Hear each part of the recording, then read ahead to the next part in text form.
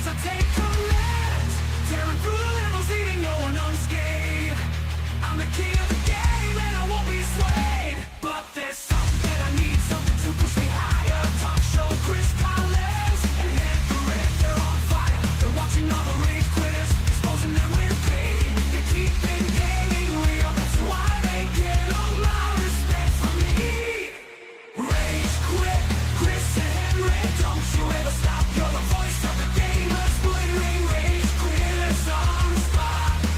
With your wit and laughter, you're the champions we need. Rage quit, Chris and HenricK, you're the heroes of the gaming breed.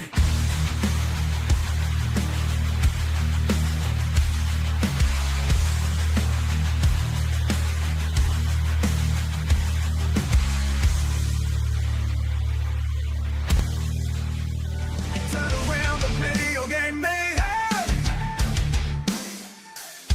Chris Collins and HenricK, the rat bring the chaos. Gaming news and industry talk, they got it all. Rage quitting, head banging, it's a metal brawl.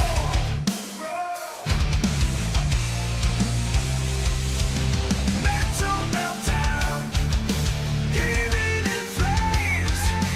Chris and HenricK bringing the thunderous rage.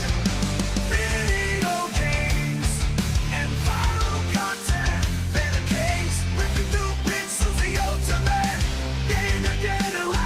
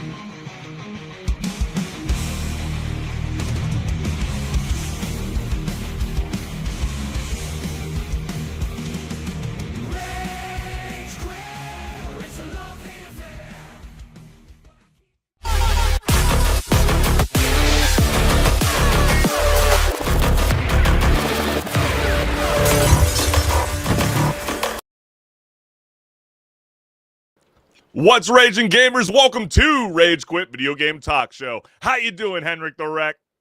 We're surviving the rain, Chris. It's time to rage. Yeah, man. You know, when it rains like this in Southern California, you want to stay indoor and do all things gaming. Well, we're here to deliver all the gaming news for all the guys and girls that are always joining us live every Wednesday night at 6 p.m. Pacific Standard Time, because without your support, gamers, this show would not be possible. But hold on to your controllers, because we always like to start off the show with a bang and show you guys a lot of viral content that is circulating all across the World Wide Web. So let's get it. Split Fiction director Joseph Fares claps back at a fan who called the game, quote, just another feminism propaganda piece.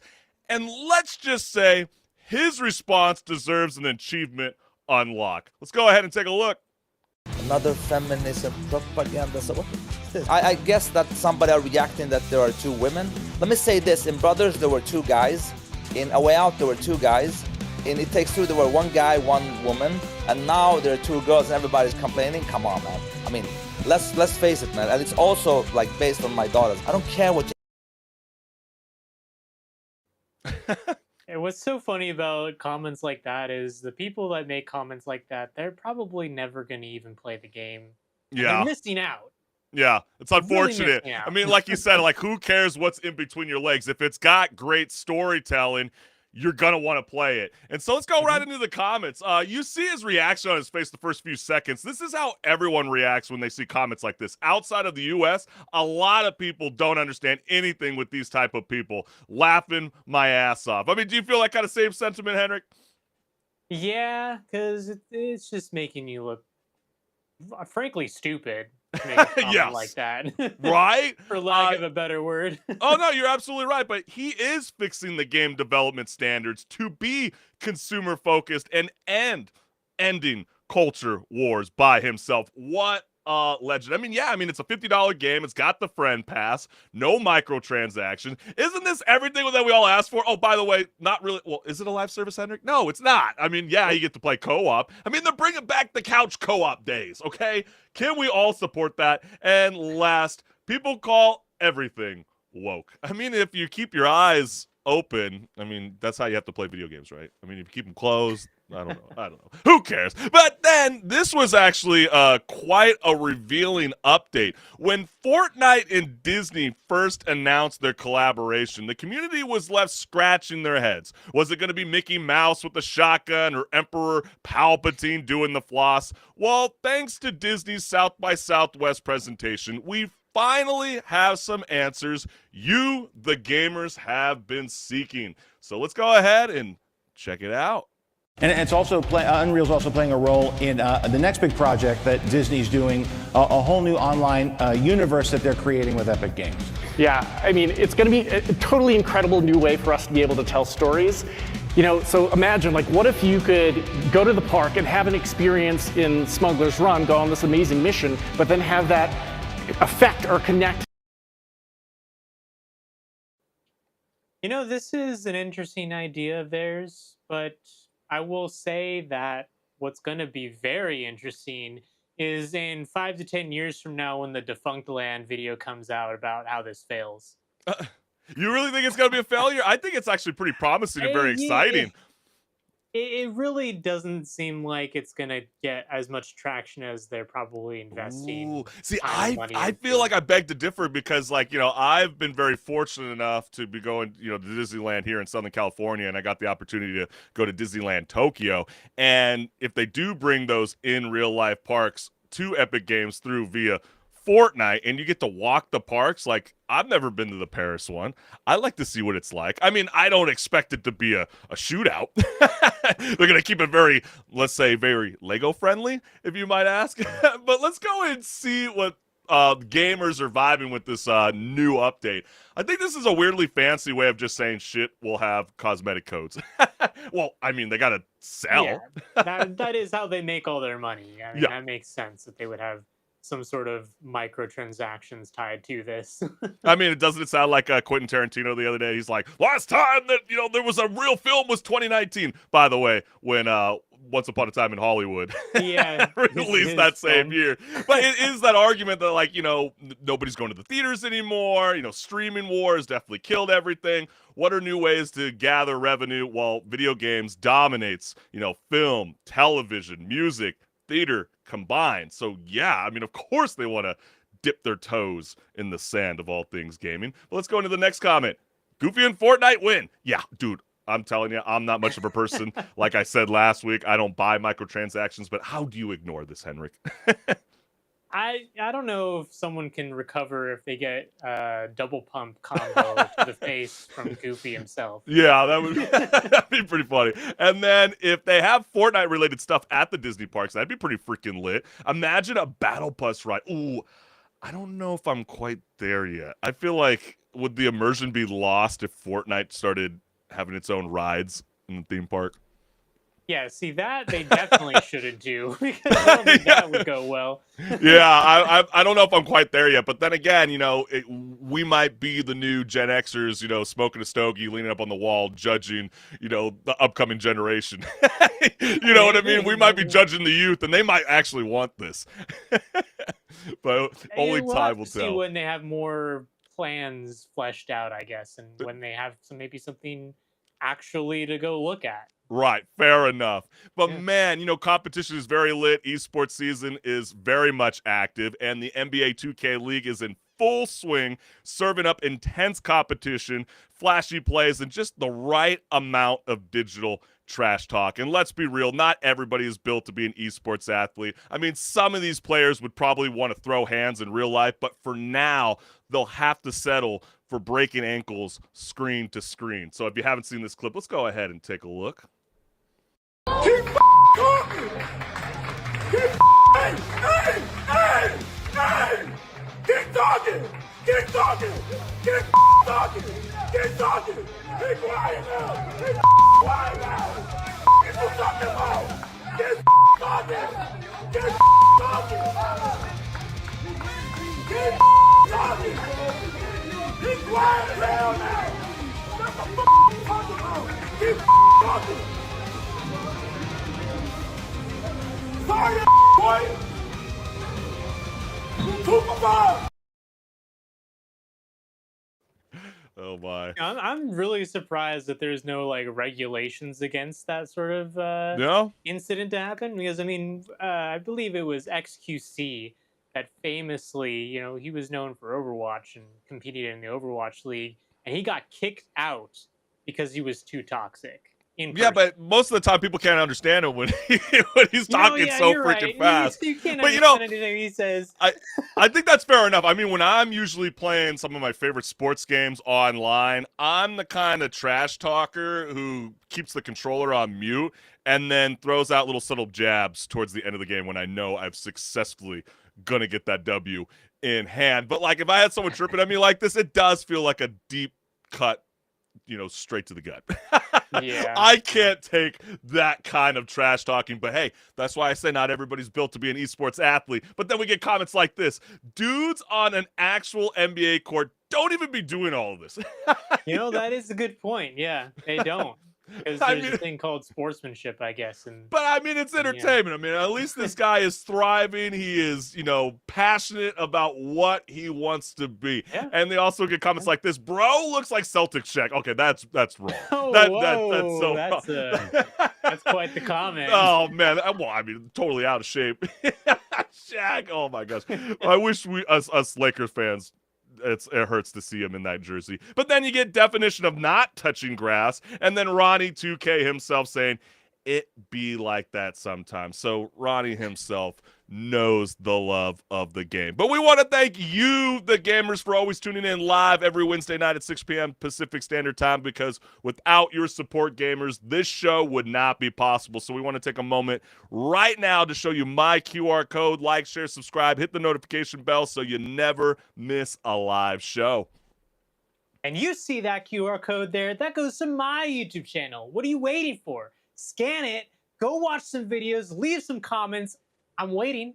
Come on now. You know the drill. We always encourage everybody to join the conversation. So if you're tuning in from Twitch, Meta, or YouTube, you see that chat box. What are you so scared about? I want to feel that adrenaline that you guys are bringing throughout the show Chris because upset at your comments. I would You love want to to see Chris be upset. Hey, maybe I might vibe with it, but if it's so outlandish, I'm going to call you out and we're going to blow you up on blast on screen. So bring that fuel to the fire. Let's get it, baby. But hey, HenricK the Wreck, are you ready to rock and roll? Oh yeah, and it's time to talk about a game. And we got a good one today, so let's get right into it. Let's get it, baby.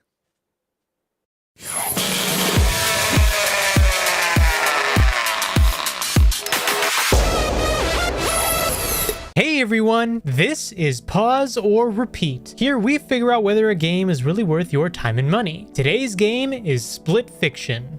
Split Fiction is the latest game from Hazelight Studios, the same studio that did It Takes Two. Just as in It Takes Two, this is another co-op adventure, but expectations are high after It Takes Two won Game of the Year at the Game Awards in 2021. So that being said, let's take a look at the gameplay and see if they made another great game. The gameplay of Split Fiction heavily focuses on the cooperative gameplay elements. Both players will have to collaborate together to solve puzzles, progress through platforming segments, and defeat enemies. The range of gameplay is fairly wide, ranging from fighting enemies with a sword or whip, to riding the back of a sandfish through a desert, or even simply finding apples to give to a hungry door. Despite the varied situations, each feels polished, and a lot of times pays homage by referencing pop culture or a trope of some kind. And why is the gameplay so varied? The answer lies in the story premise. The story of Split Fiction centers around Mio and Zoe, two aspiring authors. Both of them are visiting Raider Publishing in an attempt to get their works published. Raider is conducting an experiment to open the creativity of the authors, but as they are all hooked up to the machine, Mio smells something fishy. After an altercation, she gets tangled up in Zoe's bubble, connecting the two authors. Turns out, Raider is trying to steal the ideas of the authors, and it is up to Mio and Zoe to stop them by hunting and expanding a glitch as they traverse the many worlds of their stories. But now the question still stands. Pause.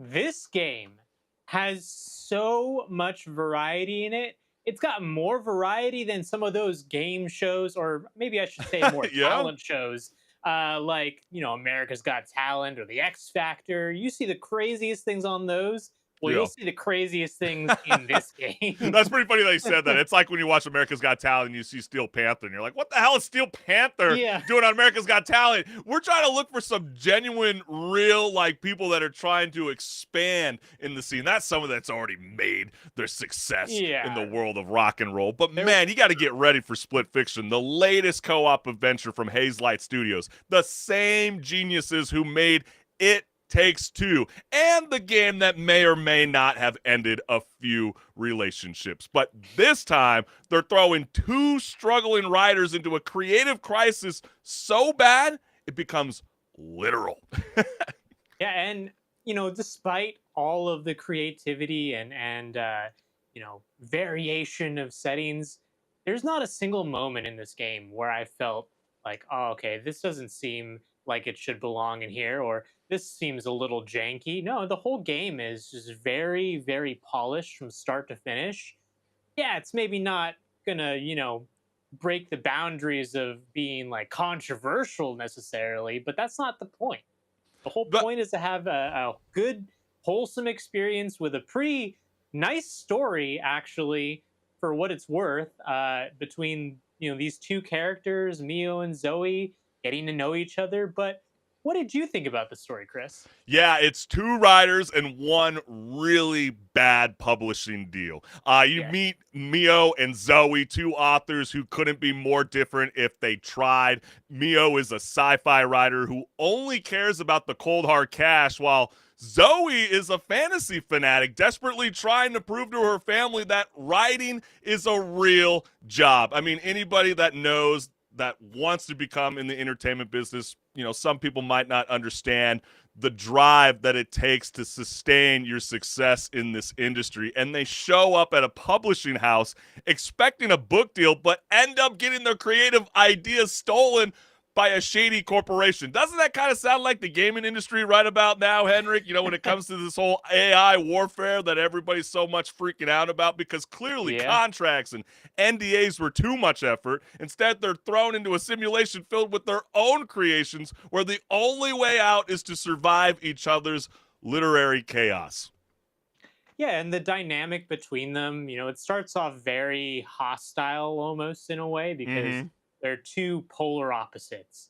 But over the course of the game, even after the course of maybe a couple chapters, they really start to bond with each other, and you see this great dynamic of friendship develop between them where they're understanding each other, they're on the same page, sometimes almost literally, depending on the setting of the game. But yeah, it's a good time with the story, and yeah, maybe the premise is a little cliche, and the villain is definitely cliche, but it never felt like it was taking away from the story, that it was hitting these cliche moments. It was playing into it. Well, It I was think the owning up character to it. the character development is awesome. Now, Yes. if they want to escape with their brains and egos intact, they'll have to work together. And doesn't that how you feel when you're playing those couch co-op kind of gameplay? I mean, you pretty much are embracing their personality as you're getting pissed off, even with your own side partner right next to you. Yeah. And despite their aggressively clashing personalities, you might get a sense of that too. And Mio, the no-nonsense cyberpunk realist, suddenly finds herself wielding laser swords, controlling drones with high-tech exosuits, and dual-wielding blasters like she's starring in her own blockbuster action movie. Meanwhile, Zoe, the fantasy dreamer, gets to shapeshift, fly around with the mystical kite, and ride dragons into battle, all while internally screaming at Mio for not appreciating the magic of storytelling. There's a lot of quirkiness in this game. And you have those two examples. They're so wildly different of examples. Cyberpunk versus fantasy, essentially. And How not does too it many not people. sound interesting just to hear that this game has such a variation of setting? Like, what is going on here? And that really is what drove me to be so interested in this game in the first place, is seeing that there's so many different settings that these characters go into.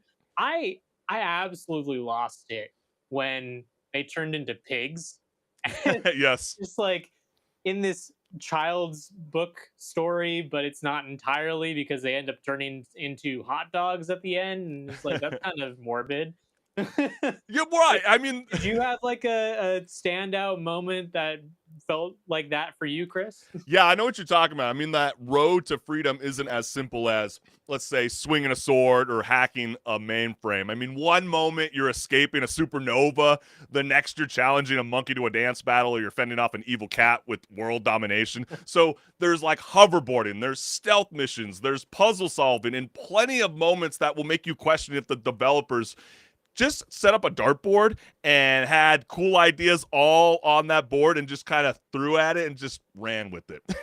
Yeah. So it's awesome. Every new level is complete curveball, filled with unexpected mechanics, bizarre enemies, and more pop culture Easter eggs than should be legally allowed. I mean, a lot of the times I started thinking about, the Pokemon versus Power World lawsuit, and, how they're, Pokemon is really trying to control a lot of the gameplay mechanics. Well, this game brings a lot of that old school elements that we grew up within our own childhood in a variety of different ways. And I don't want to, spoil it too much, because I think that's the best thing about Split Fiction. It's always going to make you feel like, oh, maybe I'm playing Shadow Colossus. Maybe I'm getting a little bit of a sense of Astro Bot.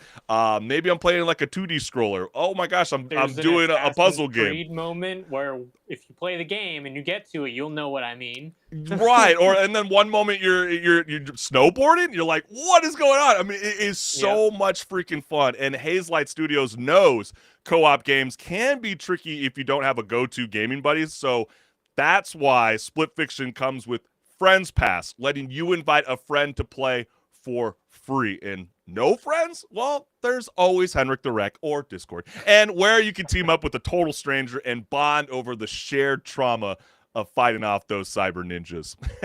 Yeah, and that actually is a very cool thing for them to do, is to say, hey, only one of you needs to buy the game, or you could even split the cost and A lot, yeah, maybe exactly. go in on it with someone that you think you'd have a good time with.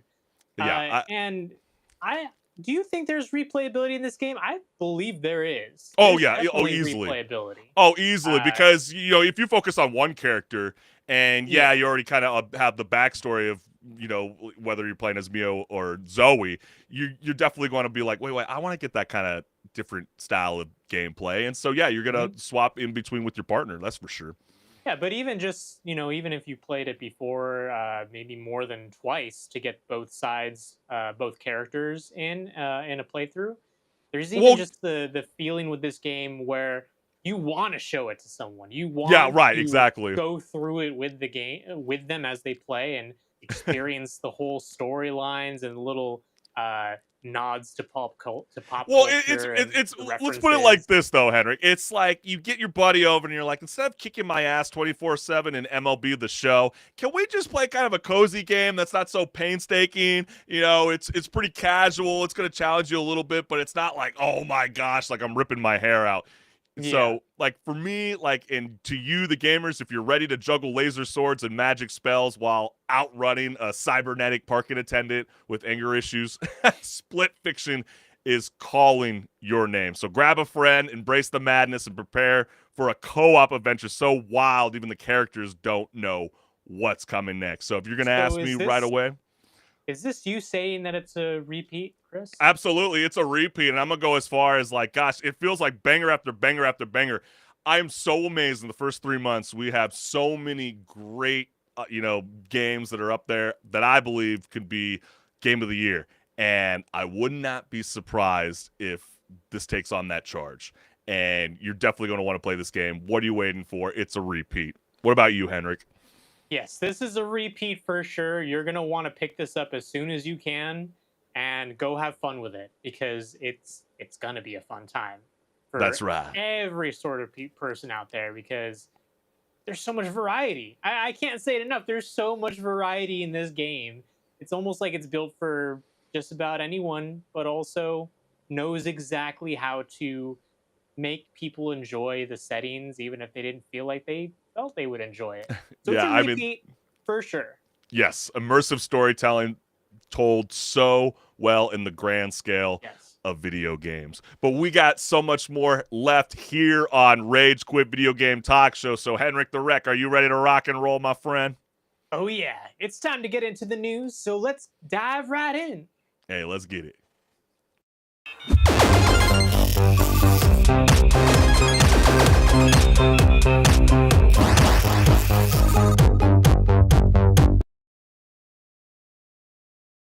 What's good, listeners? Welcome to Patch Notes, where my co-host HenricK and I discuss gaming news, industry talk, and so much more. Let's get it. Sony is cooking up an AI-powered version of at least one PlayStation character, and the first test subject, well, that is Aloy from Horizon Forbidden West. And an anonymous tipster leaked an internal video to The Verge showing off Sony's attempt at giving Aloy an AI-powered personality, only for the video to be swiftly kicked off of YouTube by a copyright claim, because nothing says cutting-edge technology like getting DMCA'd by your own industry. So in the video, Sony's director of software engineering chats with AI Aloy, who responds with all the warmth of a GPS voice. Hello.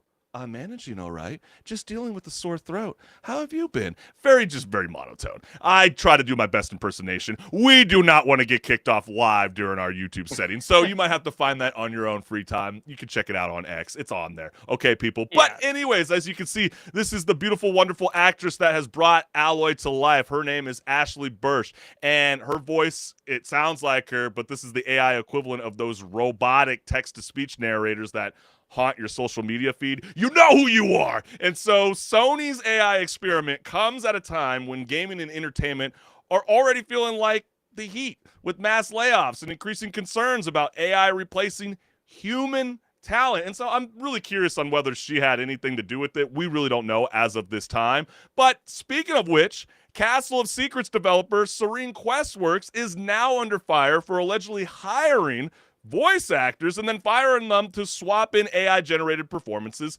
instead. So as you can see with this tweet, voice actor Mika Narada claims she was brought on thinking she'd replace an AI placeholder voices, only for the studio to double back and boot the human actors entirely. So with AI creeping further, right, exactly, HenricK. I mean, with AI creeping further into gaming development, gamers had plenty to say about this latest development with the following. So let's go ahead and dive on into these comments. First one says, from Mika herself, I'd also like to mention for 4,000 plus lines, the base pay was $100, negotiable, but I doubt it was worth it. And so, you know what makes this thing so crazy, HenricK? And for, the listeners out there, you got to understand that they wanted to put an AI voice filter on Mika's voice to turn her into a variety of different characters. And so Mika and the rest of the voice actors out there were like, but we can do it on our own. We can change our voices up. Pay for us to do it. We'll do it. Come on. And we want to be paid for those different voices. And yeah, we understood that you guys originally had AI voice placeholders there, but we thought you guys hired us to be intended to be the voices to represent your character, by the way, in their debut game as a studio. That's foul.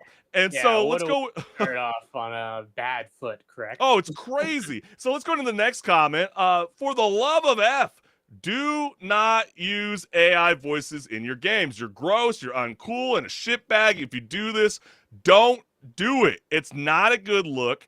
Ask human voice artists, regardless of the budget. We will work with you. Sign Nava Riders. Be honest and don't be an asshole. Mic drop. Wow. It's definitely getting real intense. And so we got another comment that says, we just want new games. So yeah, Dom the Bomb's feeling like Sony's just moving a little too slow, bringing us a brand new IP. And then you get comments like this. This is exactly why AI has no place in voiceover. The fact that developers are replacing real performances with AI after actors have already recorded is beyond infuriating. It disrespects the craft, the talent, and the final product. Voice actors deserve better. And I don't know if, listeners out there, do you guys realize that the SAG strike's still going on for motion capture and voiceover work? This is what they're talking about. Yeah, this is the exact reason why they are on strike. Because all the big studios, they see that they could just save money by using AI. So why not do that, right?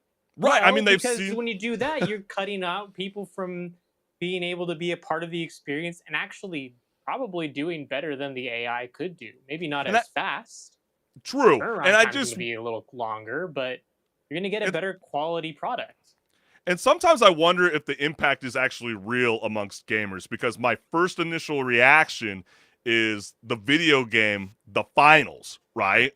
If anybody is not aware, those voiceover that you hear amongst that game, they're not real people. Those are AI. So when you hear that announcer and he sounds like that SpongeBob SquarePants anchor, the fish, that's probably why. And so, you're not going to get, true representation with the craft. And so some people do love the game and could care less that's using AI. If it works and the gameplay's fun, we'll play it. If it sucks, then we move along. But let's go ahead and read the next comment, because this one says, PlayStation would rather make AI slop of alloy than make actual games. No, don't do that to Luka. Don't do that to Luka. I know LeBron's out right now, but let's not do that to Luka. Luka's going to find a way. He's going to take us to the promised land with the Los Angeles Lakers. And the last comment that we got here is, Alloy already has the emotional spectrum of AI, so probably a good choice to start with. I got to agree with you, Mike Buck. I kind of felt the same way a little bit in a sense, because if anybody that's played that game, yeah, you're going to kind of understand that. But is that even acceptable? So, HenricK,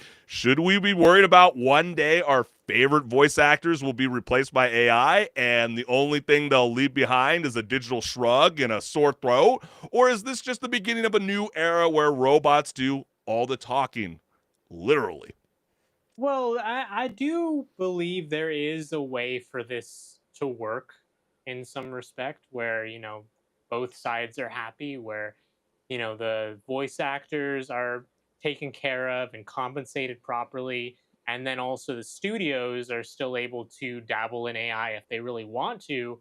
But it really seems like every time that this gets brought up, it's just both sides are unhappy, and a lot of the vocal side is going to be the voice actors, just because the studio is not going to say anything and try to dig a deeper hole for themselves. But the voice actors are the ones really being shunned in this situation because they're the ones losing their jobs because Yeah, of AI.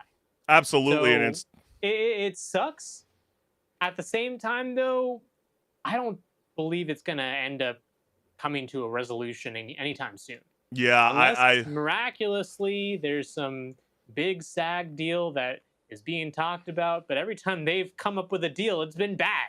it's been So bad. It more I caters can't towards the believe that it's AI going to community. not be a thing Yeah. until maybe a couple of years from now, honestly.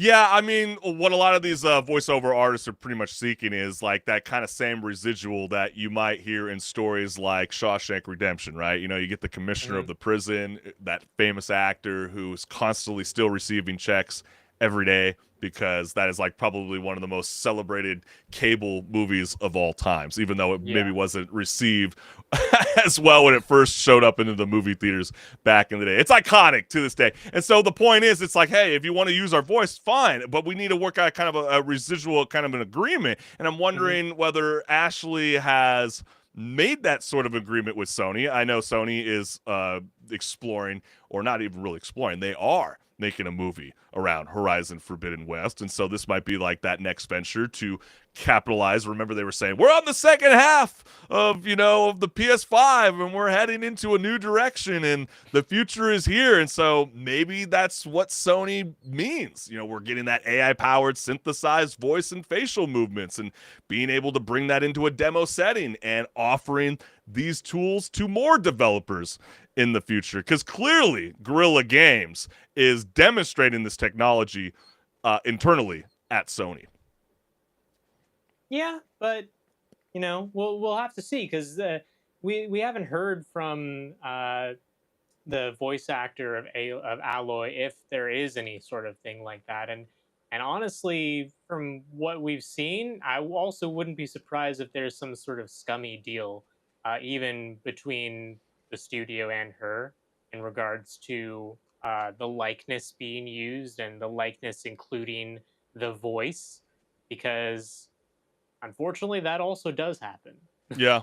But I mean, it seems like everybody's trying to utilize this opportunity with OpenAI's Whisper for speech to text and both, the GPT-4 and Llama 3. I mean, just go Mhm. on Instagram. You ever seen those like cringy ass, like, hey, do you want to be a part of my little DM message and talk to a fake bot? And you're like, wait, what?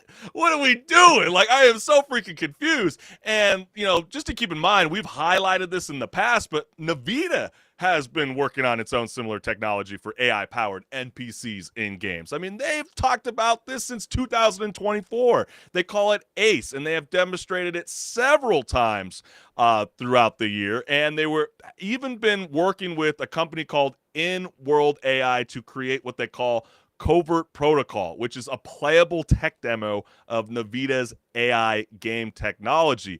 And, some people might go, holy cow, I can't believe Sony has been trying to lead this push. Well, hold up. Microsoft has also been partnering close with In-World AI to eventually bring AI characters to Xbox, allowing game developers to use generative AI characters, storylines, and so much more. And they just, remember, HenricK, we highlighted it, Muse AI, that, Mhm. it's a little, it's not quite there yet. But they're No, getting no, no, closer to no. trying to Too figure out how far. to generate gameplay. So, I mean, possibilities are endless, but I feel like you got to be with the curve. You know what I mean? Or you're going to get left behind in this Yeah. industry.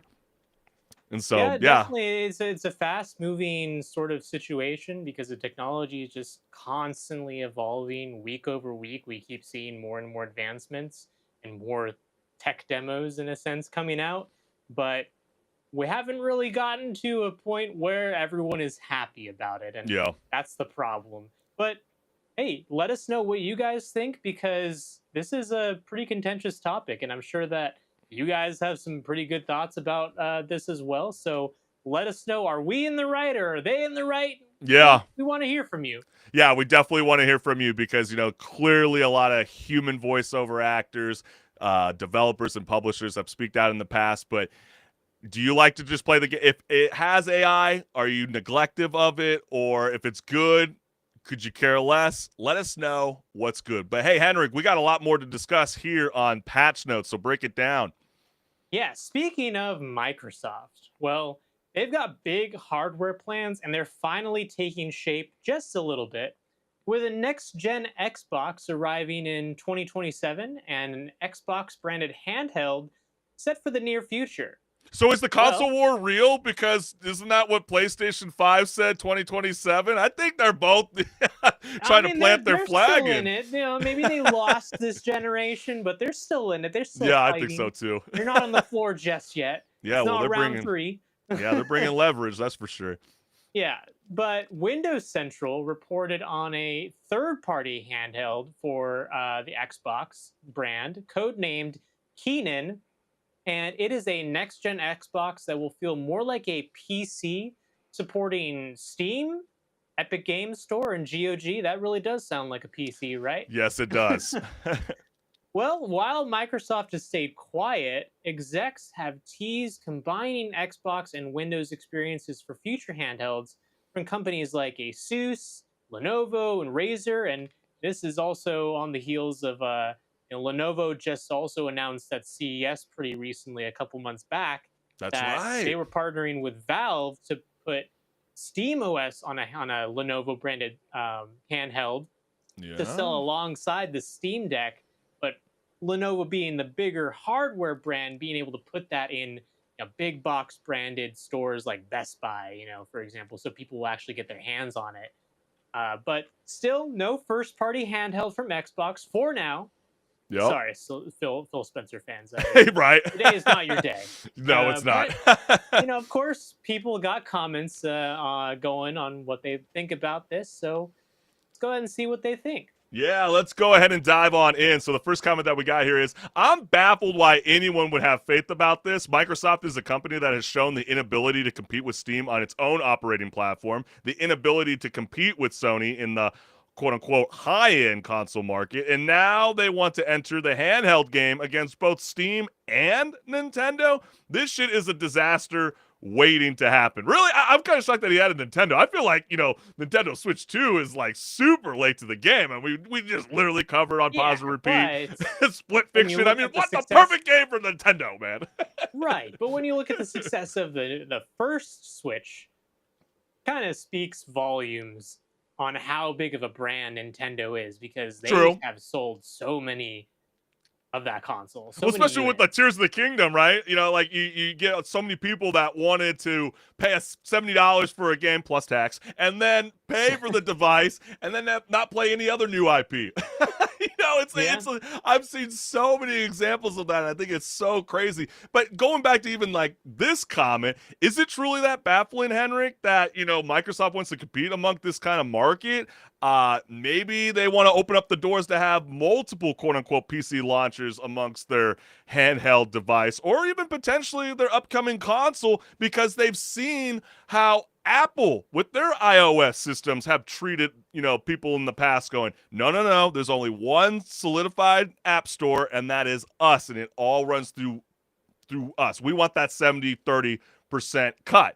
And so with Android, kind of stepping in, allowing for the Microsoft Store to show up as as an app download. So maybe we might see more of this. But it is also funnily ironic, HenricK, that like we had a Reddit debate about too many of these PC launchers, and that's soon going to be our mobile devices.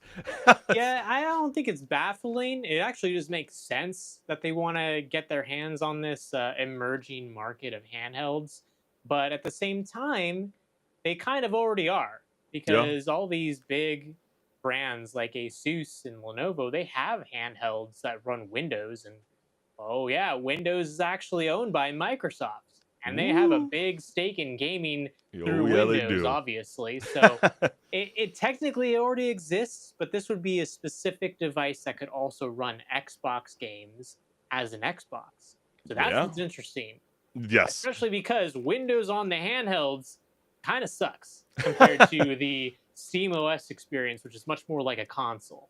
Yeah, very true. And let's go into the next comment, because I'll get a handheld if it plays my digital library from Xbox, preferably not via streaming. This is supposedly a handheld PC, so not all digital games will be available. Play Anywhere games will be available, just like on other Windows PCs. So yeah, I think that's been kind of the niche, towards Sony's PS5 remote.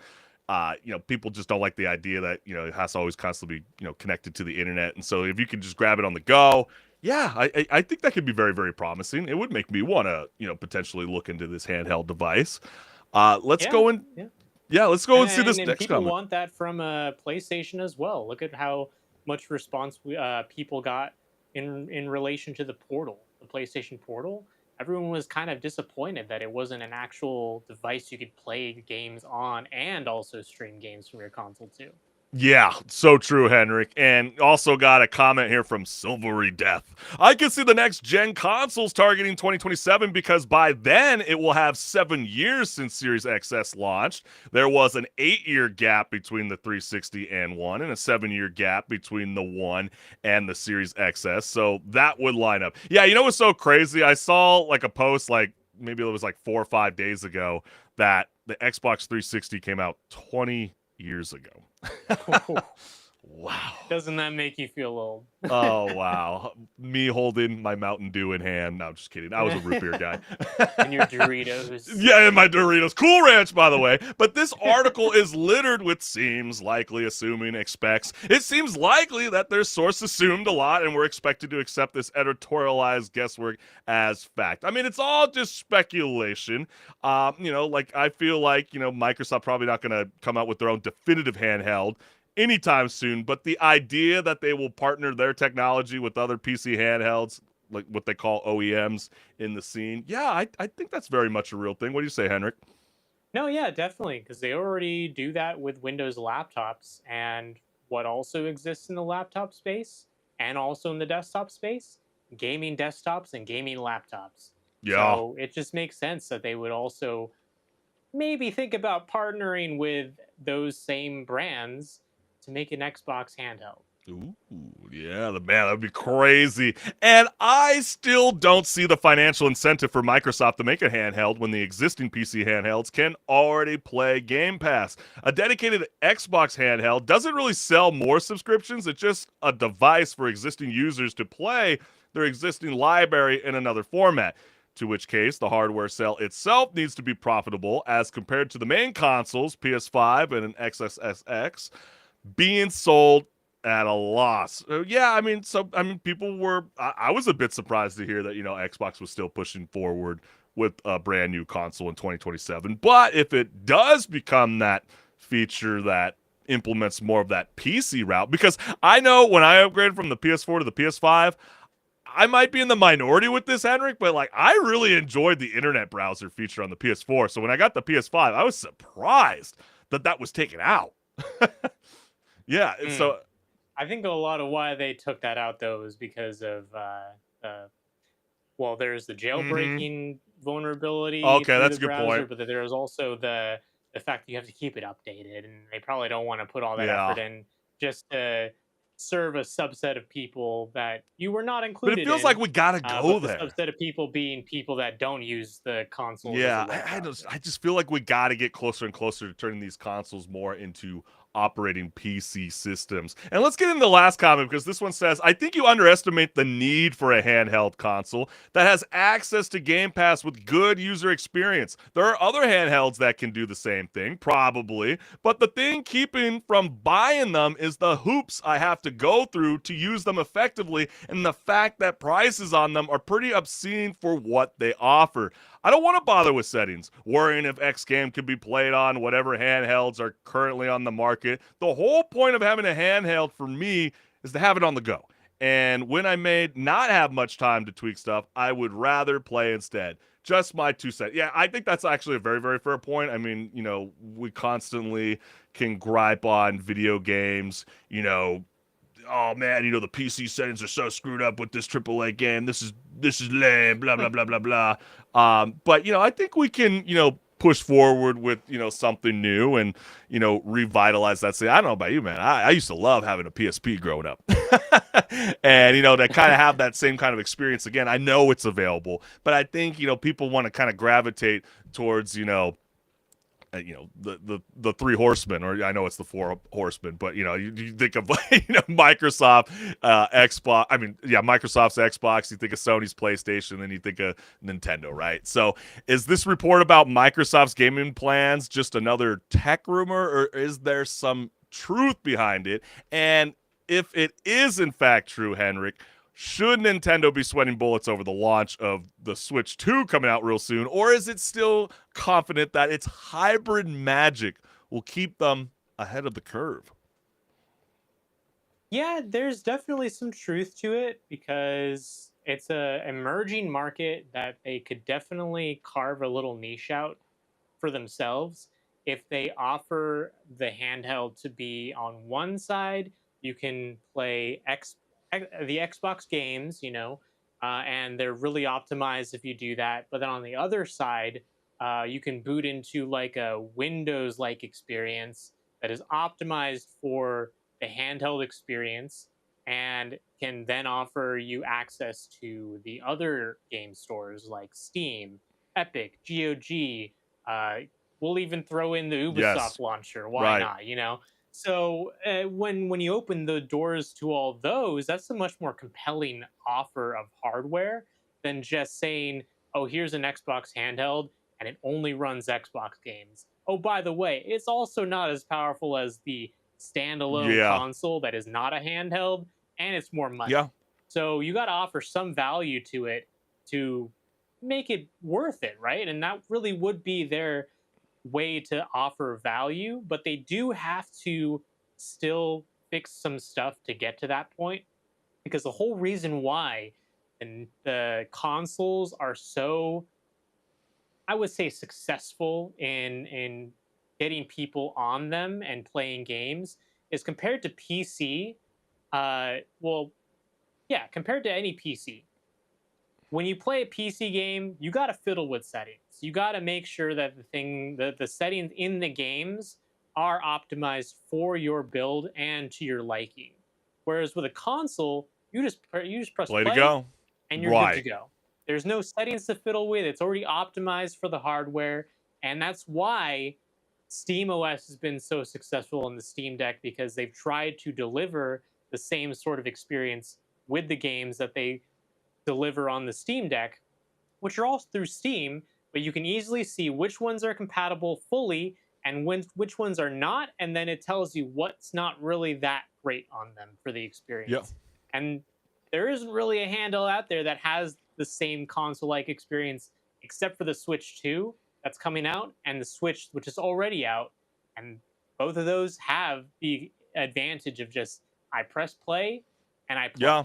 There's no fiddling involved. I get to play. I don't have to worry But about I all feel the like it is going to in become a between. concern after a while. I just kind of truly feel like that way. I think that there is growing concern that the traditional video game console business could be under threat, and I think that is because of cloud gaming. When things become more digital, True. and let's just put this into perspective, right? I mean, yeah, we know that Nintendo is set to launch the Switch 2 later this year, but then when you start to see, announcements like Death Stranding 2, which, by the way, that 10-minute trailer was so freaking awesome, and I had no idea what the hell was going on, but it looked Oh yeah. so different than the first game. I couldn't wait to play it. But then you look at these collector's editions that have been getting dropped recently. No physical disc, by the way. It's digital. And it always seems like these collector editions want more money for less. Like, what are we doing? Like, it's crazy. And so I feel like, yeah, this traditional video game console business is definitely under threat. And I think, with Xbox, they are on the right move, at Microsoft thinking, that they need to combine, both of this together to make it easier for gamers to be able to access all of their games on the go. But then that's really up to you, the gamers, to decide whether will this actually be a successful move for Microsoft to collaborate and, turn their devices more into a PC friendlier route when it comes to gameplay, or how else should they view this, HenricK? Yeah, I mean, it really comes down to, would people be willing to buy Yes. this if it existed? Yeah. And if it is not something that people would buy, then it's not going to be successful. Maybe they'll keep the technology around, might shuffle it into something else, but it needs to be successful, especially when they didn't win Yes.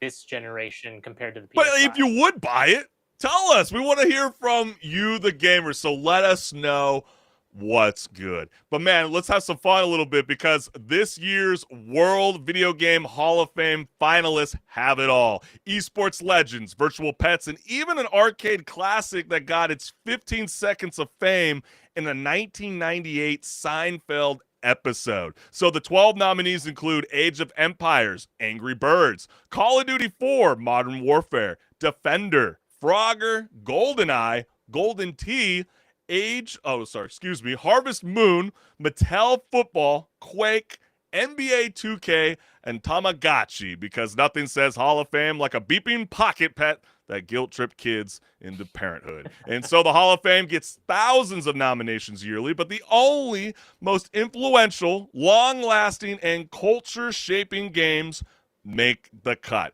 So now, let's see what gamers think about this lineup. And join the conversation as well if you are tuning in live on Rage Quit Video Game Talk Show. So let's go ahead and check out the first comment. Frogger wasn't already in? That's crazy. What do you say about that, Henrik? Yeah, it's a game that is so ubiquitous. It really seems like it should have been in there already. It definitely. Even if it frustrates people. Yeah, fair enough, right? And then you get this one, at Age of Empires. Finally. Yeah, that definitely felt super iconic for me back in, the Windows 98 days. Right there, hand in hand with Roller Coaster Tycoon. Bask in the glory days, as HenricK the Wreck would say. And let's go into the next comment. I definitely voted for Tama, but to be honest, I don't see it winning. Not when Quake and Call of Duty 4 are there. Much as I adore Tamagotchi, it ultimately was a fad that died down to a niche audience, and it had mini resurgence with the 2004 Connection era before petering out once more and just kind of existing once again to a niche audience. I'd love to be wrong, though. Did you own this device, HenricK, when you were a young lad? Yes, I did. I did as well. I Nice. do agree with this comment. It definitely was very, very unique at the time when it first dropped, but it's almost like the equivalent of Nintendo Pets. Okay, it didn't live out that longevity that I think the Video Game Hall of Fame is seeking. Maybe at a later time. Mm-hmm. I just don't know. Not right now for me. It was a product. This of is its such. time when it came By the way, out. this is a very stacked lineup. This is really, really hard to choose three. The next one is Quake is an absolute must. Its engine is one of the most important contributions ever made to 3D games, and traces of it can be found in most first-person shooters. I've heard you. Yeah, I've heard you speak very highly of Quake back in the day, and you feel this kind of okay. So, would you be upset if you saw Call of Duty 4 get in before Quake? What would be really funny about that actually is that I believe, I might be wrong about this, so don't quote me on it, but I'm pretty sure that the engine that Call of Duty 4 uses has ties back to the engine of that Quake. So you feel like on the basis, so you're Quake. saying on the basis of the engine being so revolutionary amongst the gaming industry, Quake should be recognized for its achievement and what it's brought to future first-person shooter games. Yes, yeah, definitely. I think that's very fair assessment. And how is NBA 2K there but not FIFA? I suppose it's an American-centric, but still. But then we get a follow-up comment that says FIFA has actually been nominated over in 2015, 2021, and 2023. Same with NBA 2K in 2019, 2023, and 2025. Neither has actually made it into the museum as yet. I mean, we were just highlighting the NBA 2K League. I mean, they are very much a prominent scene in the modern era when it comes to esports. And so, will that have any leverage? I guess that's where you, the gamers, can publicly vote in this and share your opinion on where you believe the World Video Game Hall of Fame should go. And the last comment that we got here is, fun fact, this makes Tamagotchi one of the only two games to receive nominations to both the Strong's video game and Toy Halls, keyword Toy Halls, alongside Pac-Man. Will it also join Pac-Man in the video game hall? You can help make that happen by voting in their Player's Choice ballot. Yeah, it's really, really cool experience that all of us gamers get to join on in. So, HenricK, which of these Hall of Fame nominees do you think deserves the honor, and which one should be sent to the Shadow Realm of forgotten game cartridges? So first, we're gonna send to the Shadow Realm Angry Birds. I'm sorry Really? if you really enjoyed that game, and I did as well. Don't get me wrong. That's funny. Okay. But that game, maybe it could have gone a different direction than the way where it wanted to make a movie franchise and all that. It didn't. You know, hit. well, you Well- might say that though, HenricK, but Rovio's 2009 Angry Birds was downloaded billions of times and launched movies you're and right, you're right. merchandise. And I don't know if anybody's seen the Angry Birds movie. Yeah. It's actually fantastic. It's a very funny movie. No, it is a good movie, yes. But when you're talking about like legacy of gaming, maybe this is me having grown up in the 90s, but my immediate thoughts are GoldenEye Yes. for revolutionizing and popularizing the split screen multiplayer shooter Yeah. experience, like couch experience. You know, Halo and all the other games after took great inspiration from GoldenEye. And the other one being Quake because of its ties to so many other games that iterated and took advantage of the engine that Quake actually built. And even games that are out today still have a tie to Quake. Yeah, I So think if they're it has a legacy I there. think if the game that I would choose to be casted in the Shadow Realm is definitely the game that was released in 1977, Mattel Football. Like, I understand that it was like the first blockbuster handheld electronic game. It paved the way for systems like Nintendo's Game Boy and today's mobile devices. But I just, you think about it, like 3 decades later or 4 or 5, it's just like cell phones put another nominee into the hands of, countless gamers. And I think, that's why I would say Angry Birds over that game, truthfully, in my opinion. But I'm with you. I think, it's got to be GoldenEye. I think that is very promising. I am sort of leaning with you on Quake, but I feel like Call of Duty Modern Warfare 4 was so freaking iconic at the time. I mean, we constantly keep getting the same regurgitated map showing up in all the latest IP when it comes to the Call of Duty series. So it's like over and over and over again. Can we get something new, please, for the love? And, just because of the kind of like RPG mechanics, I got to go with Age of the Empire. I thought it was just so truly revolutionary at the time, in 1997. It became the company's best-selling PC game to that date and still played by millions around the world. That was Microsoft. And so, yeah, I mean, we want to hear from you, though, the gamers. Are you vibing? Do you think the farming game Harvest Moon should be there? What are we missing?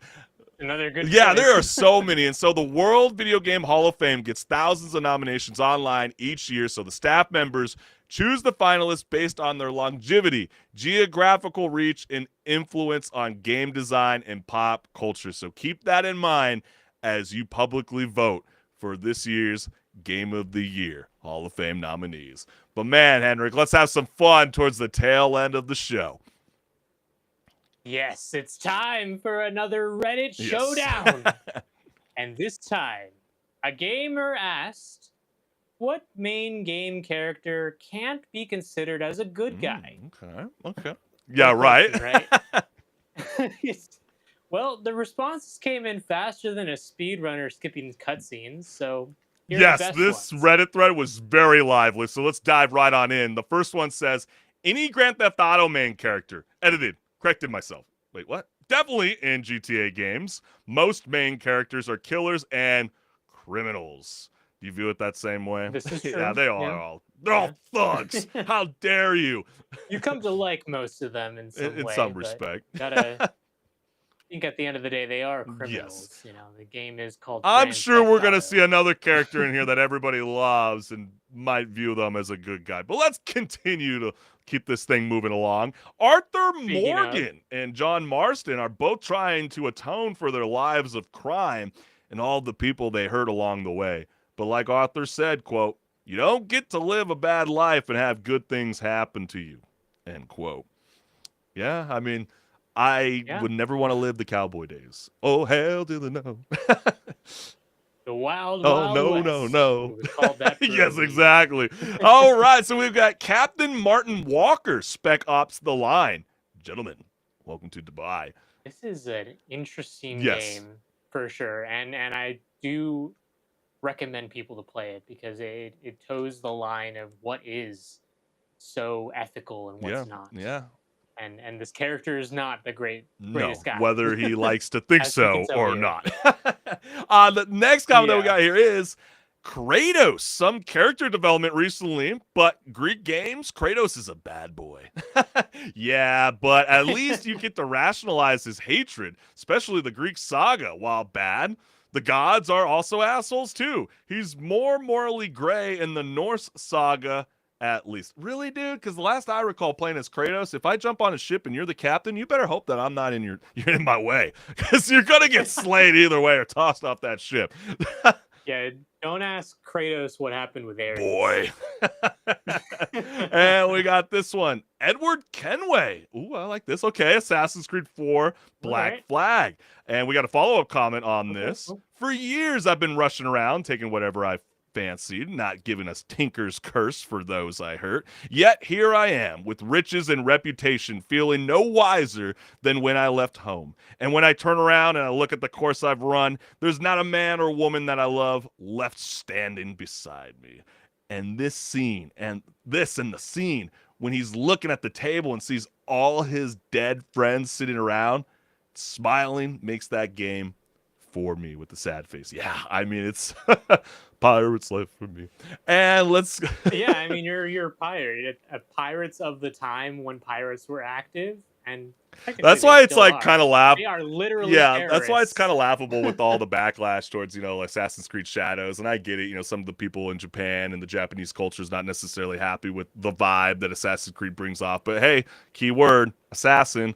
Like, what did people expect was going to come with this game? And let's get into the last comment here, which is Joel, The Last of Us. People are biased because the story from his perspective, but judging from his dialogues, he killed random people in ambushes before the game started. And yes, for anybody that's never played this game and is only witnessing this story unfold through HBO's The Last of Us, oh man, you are in for a wild ride when it comes to April of 2025. and Joel really is the kind of guy that will survive an apocalypse and by any means necessary, which means killing many people. And so, HenricK, which main character is technically not a good guy, besides your Skyrim character after 5 minutes of unsupervised fishing? Or freedom.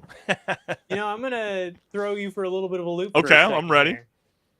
What about, think for a second, what about Link from Legend of Zelda? Specifically, when he's going into people's houses and breaking their pots. Yeah, that's fair. Or drop kicking chickens. Yeah, that's not very. I'm calling PETA.